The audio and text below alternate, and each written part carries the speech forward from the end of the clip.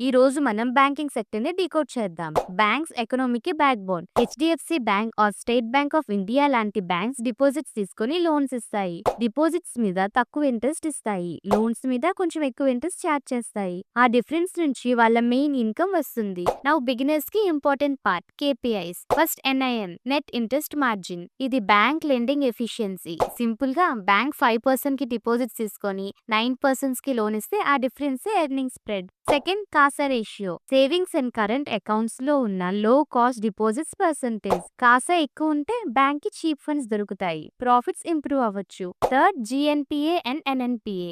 Repayment చేయని loans percentage ని NPA అంటారు.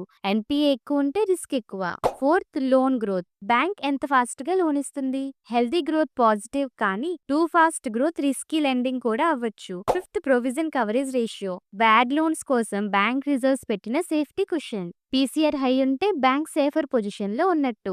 నౌ రిస్క్స్ గురించి తెలుసుకుందాం. ఎకనామిక్ స్లో డౌన్ వస్తే డిఫాల్ట్స్ పెరగవచ్చు. ఇంట్రెస్ట్ రేట్ చేంజెస్ మార్జిన్స్ ని ఇంపాక్ట్ చేస్తాయి.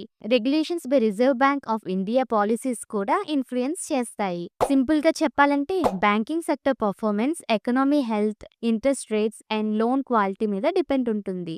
నెక్స్ట్ వీడియోలో ఫార్మా సెక్టర్ గురించి డిస్కస్ చేద్దాం. మీకు గనక ఈ వీడియో నచ్చినట్లయితే మార్కెటర్స్ తెలుగుకి ఇప్పుడే సబ్స్క్రైబ్ చేయండి. నేను సెబీ రియల్ ఎస్టేట్ అడ్వైజర్ని కాదు. ఈ వీడియో కేవలం ఎడ్యుకేషన్ పర్పస్ కోసం మాత్రమే. Thank you for watching.